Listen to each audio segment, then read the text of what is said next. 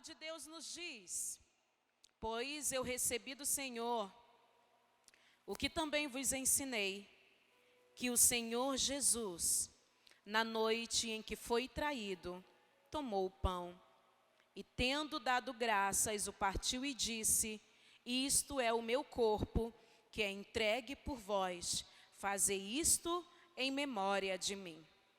Semelhantemente, depois de cear, tomou o cálice, dizendo: este cálice é a nova aliança no meu sangue. Fazei isto todas as vezes que beberdes, em memória de mim. Diga assim: em memória de mim.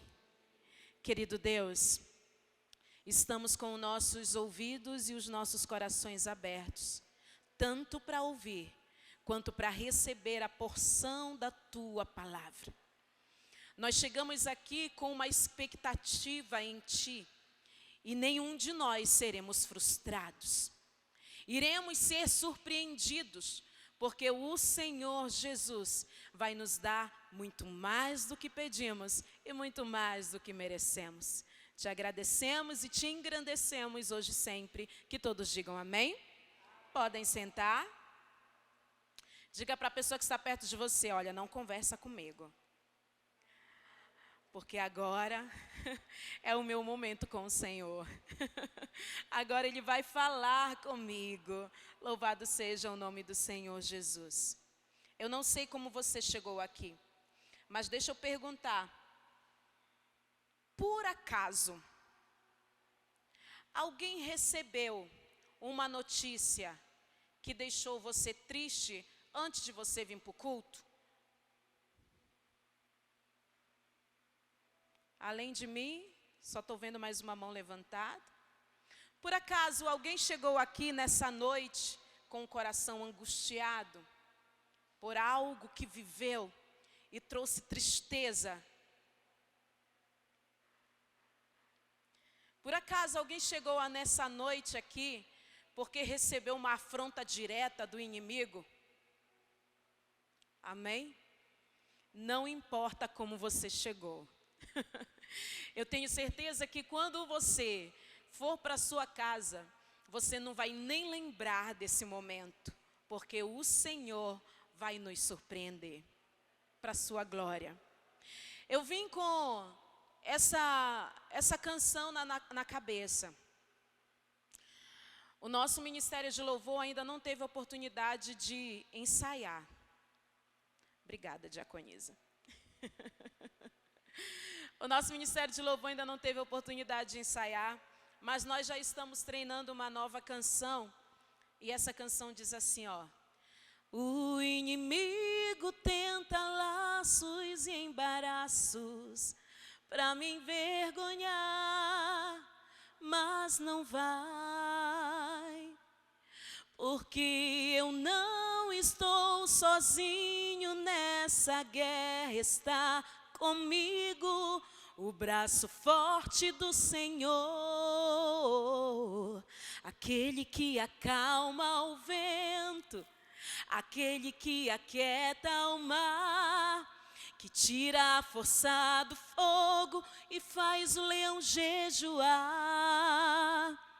O Deus que derruba as muralhas, da estéril faz mãe de filhos. Não temas, sou contigo, Deus já tem um caminho aberto pelas águas, faz romper muitas fontes em meio ao deserto. Haverá nuvens que trazem chuvas de bênçãos. Ouça a voz, Deus te dá escape e livramento. Deus vai te dar o escape, vai te dar o livramento para você e toda a sua casa. E eu precisava falar isso para você nessa noite, em nome de Jesus. Aleluia. Porque a nossa palavra vai para um outro lado. E o tema da mensagem hoje é: em memória de mim. Quando você olha a palavra de Deus, lá em Atos dos Apóstolos, rapidinho, o versículo 42 do capítulo 2, vai nos dizer algo que nós já conhecemos, mas nós precisamos de vez em quando trazer à memória o que está escrito. Atos 2, versículo 42. E perseveravam na doutrina dos apóstolos, na comunhão, no partir do pão e nas orações. Fala comigo, comunhão, partir do pão e nas orações. Nós estamos reunidos hoje para compartilharmos da mesa da comunhão. Logo mais nós estaremos aqui trazendo à memória o sacrifício que Jesus fez por nós. Nós iremos comer do pão representando o corpo e nós iremos beber do vinho representando o sangue de Jesus. E quando nós olhamos para a palavra de Deus que acabamos de ler, onde Paulo fala aos Coríntios, o verdadeiro objetivo da igreja é se reunir. A igreja do Senhor se reúne em memória do Senhor para estar em comunhão, para estar compartilhando daquilo que nós recebemos dele. Olha que maravilhoso! E nessa noite, em alguns minutos, nós vamos lembrar de 3 coisas que precisamos trazer à memória no momento da Santa Ceia.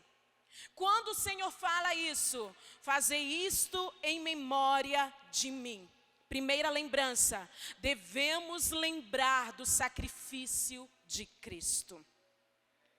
Quando você lê toda a história de Jesus, até chegar no Gólgota, até chegar no Calvário, até o momento da crucificação, ele passa pelo Getsêmani. Ele entra no Getsêmani.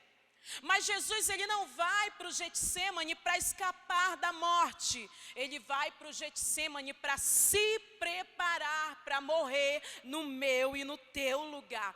E nós estamos falando de Jesus, nós estamos falando do Filho de Deus, aquele que nunca pecou, aquele que não cometeu pecado algum, mas estava se autocondenando no meu lugar e no teu lugar, para que nós pudéssemos viver vitória, vitória e vitória, dia após dia. Você crê? Dá um glória a Deus por isso?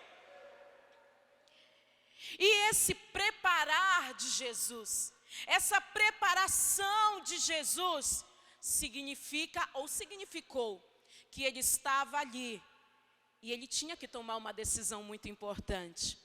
Uma decisão que ia mudar todas as nossas vidas.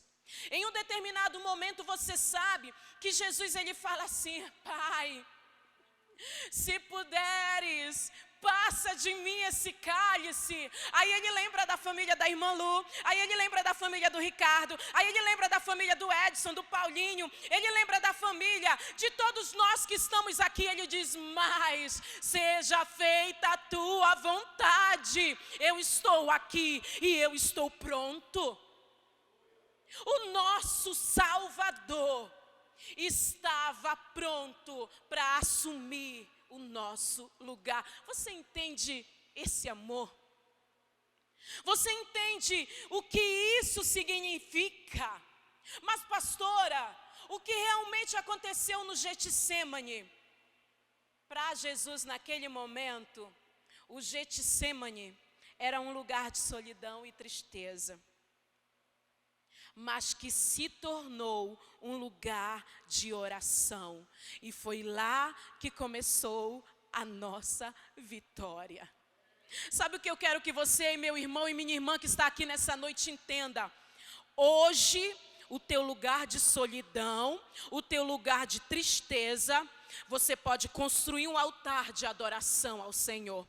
Porque nesse lugar de solidão e nesse lugar de tristeza, o Senhor vai permitir que você viva grandes vitórias para a glória de Deus. Você está entendendo? Quem está entendendo, dá um glória a Deus aí, igreja, aleluia. O Getsêmani foi a preparação para o sofrimento futuro. A cruz aguardava Jesus. Quantos de nós podemos estar vivendo agora ou passando pelo Getsemane? Quantos de nós esse mês ou esse ano ou essa semana entrou no Getsemane?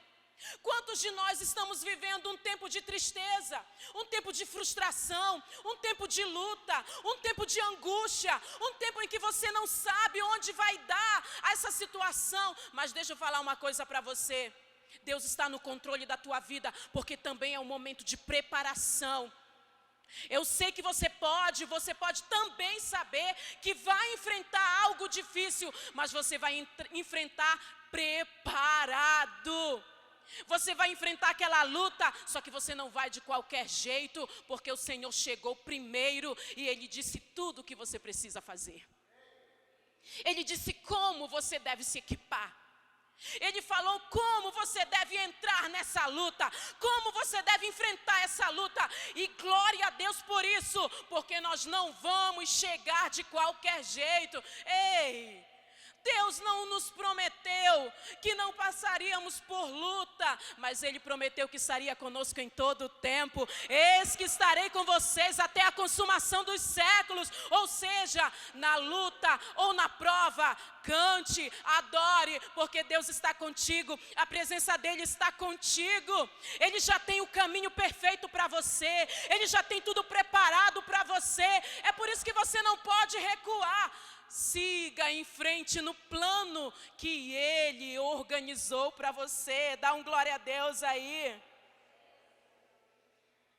Você não vai para o Getsemane apenas para escapar de algo, mas você vai ter que ir para lá sozinho. Ninguém vai te acompanhar no momento do Getsemane. É por isso que nesse momento, sabe, quando chega naquele ponto, sabe aquele nível em que você diz assim, eu não vou aguentar, não tem ninguém para te socorrer. Você olha para um lado, olha para o outro, mas quando você olha para o céu, os céus estão abertos sobre você. E você consegue contemplar o noivo, você consegue contemplar a glória de Deus. Você abre a boca, Ele derrama do vinho novo, Ele derrama da unção, Ele derrama aquilo que você precisa. Aí a tua garganta que estava seca, Ele consegue dar alívio. Você abre os olhos, você ergue as mãos e você consegue sentir a presença dEle. Por quê? Porque você está lá. Você pode estar sozinho de pessoas, mas Ele está com você. Entenda que precisamos estar preparados e prontos para enfrentarmos os desafios que hão de vir.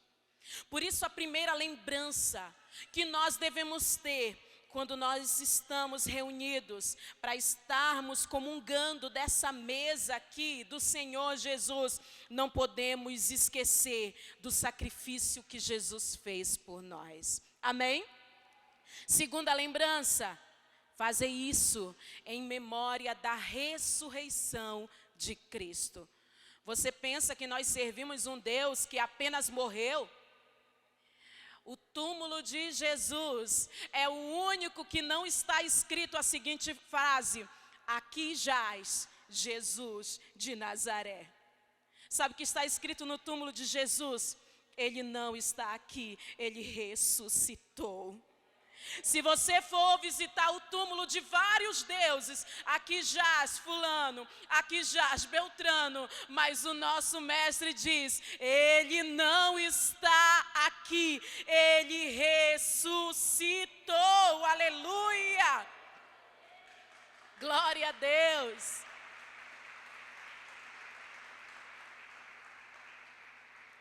A ressurreição de Jesus é uma pregação evidente agora na vida dos discípulos e através dos discípulos.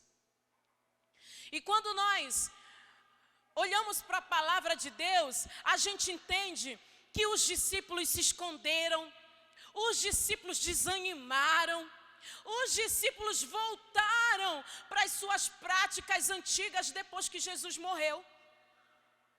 Eles se sentiram frustrados. Eles começaram a achar que foram abandonados. Mas aí, de repente, eles começam a, salivar tudo aquilo que eles tinham ouvido quando estavam com Jesus. Jesus o tempo todo falou para eles que ele seria tirado do meio deles, eles não acreditavam. E quando Jesus morre, quando Jesus ressuscita, nós começamos a ver o próprio Jesus sendo lembrado e sendo pregado pelos seus discípulos. E eles, quando entenderam qual o propósito deles, qual a missão deles, eles tomaram posse e começaram a falar de forma ousada. Ei irmão, ei você que está aqui, levanta a tua cabeça, o teu Deus ressuscitou. Ele já preparou toda uma eternidade para você e você está preocupado com uma situação passageira. Você está querendo desistir de tudo por algo que tem um tempo, que tem um prazo para terminar. O Senhor está preparando tudo para você, o melhor, Ele já preparou. Você só tem que confiar nele. Você só tem que esperar nele. Os que esperam no Senhor, eles terão a sua força renovada, eles terão vigor, eles não vão pensar em desistir, porque eles estão crendo que lá no futuro, quando você pisar no seu futuro, o seu milagre já vai estar lá preparado. Mas como você está lidando com o seu presente? Murmurando? Sendo negativo o tempo todo, dizendo que não vai dar certo? Você tem que profetizar.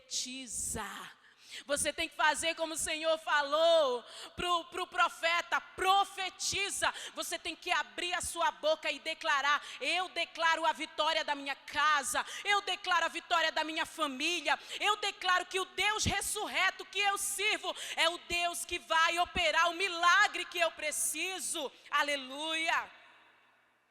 A vitória de Jesus sobre a morte é o que nos dá esperança. Você não precisa se envergonhar. Você tem que ter orgulho do Deus que você serve. Era por isso que quando as pessoas, quando ouviam a pregação de Jesus pelos apóstolos, eles eram encorajados, eles eram libertos, eles eram curados e eles eram salvos. Eu quero nessa noite encorajar você homem, encorajar você mulher que está aqui. Deus quer usar a tua vida como um instrumento de transformação. É isso que você precisa ser, um instrumento de transformação, um instrumento de vida, para a glória e para a honra do Senhor Jesus. Nós somos vasos de honra do Senhor. Nós não podemos ser tratados de qualquer jeito. E nós não valemos qualquer preço. Você entende isso? Olha para esse vaso que está aí do seu lado. Esse vaso que está aí do seu lado é valioso demais. Diga para essa pessoa que está perto de você: você é valioso demais, você é valiosa demais. Gente, não deixa ninguém sozinho sem ouvir essas palavras proféticas. Diga para essa irmã, para esse irmão: você é valiosa, você é valioso. Essa pessoa veio aqui e precisa ouvir essas palavras. Porque talvez chegou aqui nessa noite muita gente dormindo espiritualmente, frio espiritualmente, e o inimigo está feliz por isso. O inimigo não quer que ela acorde, o inimigo não quer que ele acorde. Por quê? Porque ele quer continuar tendo controle da vida desse teu irmão, mas nós não vamos permitir, amém? Porque ele só veio para matar, roubar e destruir, mas o nosso Deus veio para dar vida. Para dar uma vida abundante, para dar alegria, para dar paz, para dar gozo, para dar ânimo. É isso que nós precisamos para viver. Às vezes a gente está preocupado, sabe? A gente acha que a nossa felicidade depende de outras coisas, mas não. A presença do Senhor nos basta. Lembre-se que Jesus ressuscitou por você. Terceira lembrança: fazer isto em memória de mim. Em memória da volta. volta de Cristo. Espere ansiosamente por Ele. Gente, todo mundo aqui já passou pela fase do namoro, né? Aquela fase gostosa. Não que a do casamento não seja. Mas aquela fase do namoro que você espera, né, a hora, não é?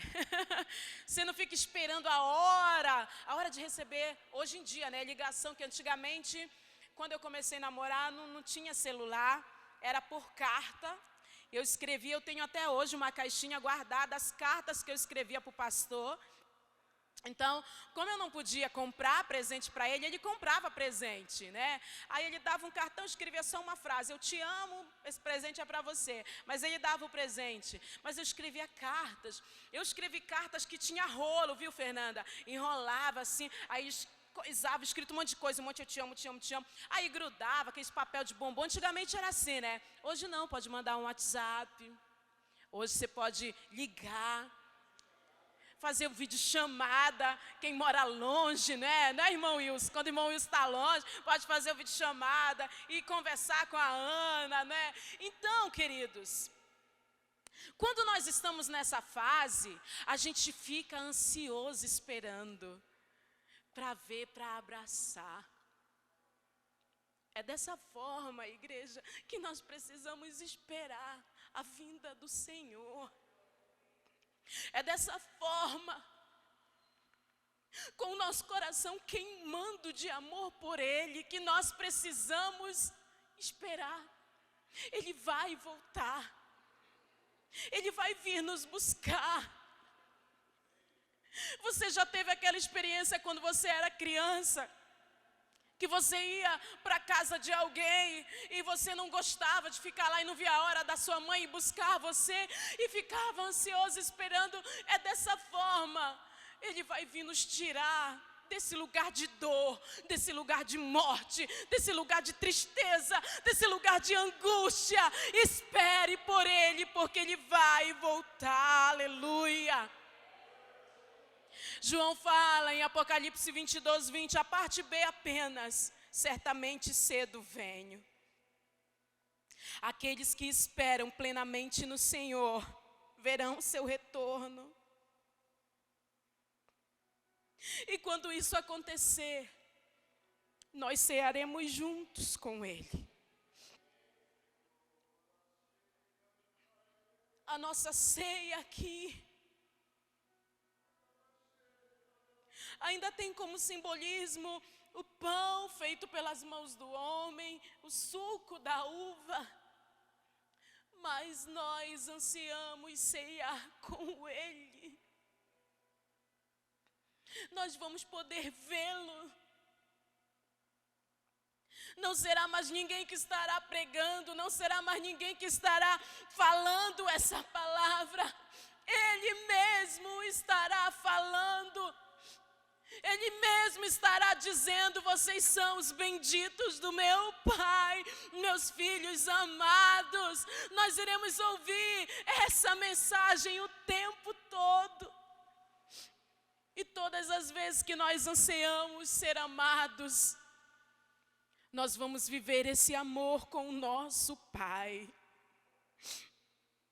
Jesus ressuscitou, por isso a nossa fé não é vã. Aquele que venceu a morte, venceu também o diabo e voltará para nos buscar. Devemos continuar firmes, inabaláveis, pois sua palavra não volta vazia. E a nossa recompensa, ela vem do Senhor. Porque, pastor, eu devo confiar, porque Ele ressuscitou. E por isso, a nossa esperança não é vã, porque Ele ressuscitou. O nosso trabalho não é vão, porque Ele ressuscitou. A atitude da diaconisa de vir do lugar dela para juntar a caneta não é vão, porque Ele ressuscitou. A nossa pregação não é vã, porque Ele ressuscitou. A nossa esperança não é vã, para a glória de Deus. Ele fala em sua palavra: eis que estou convosco até a consumação dos séculos. E é por isso que nós estamos aqui nessa noite, Jesus, trazendo à memória aquilo que nos dá esperança. O sacrifício dele por você não foi em vão. Não desista do que Deus sonhou com você. Não desista. Tem uma história linda para você contar. Tem um testemunho de vitória para você contar. E se você desistir, você vai contribuir para que outros desistam. Porque o teu testemunho vai gerar cura. Teu testemunho vai gerar salvação. Teu testemunho vai gerar vida. Teu testemunho vai gerar milagres na vida de outras pessoas, porque ela vai se sentir motivada a ter a sua fé novamente alicerçada no Senhor Jesus. E eu quero encerrar dizendo: não desanime, porque a nossa redenção eterna se aproxima. Jesus ressuscitou. Se coloque em pé no seu lugar.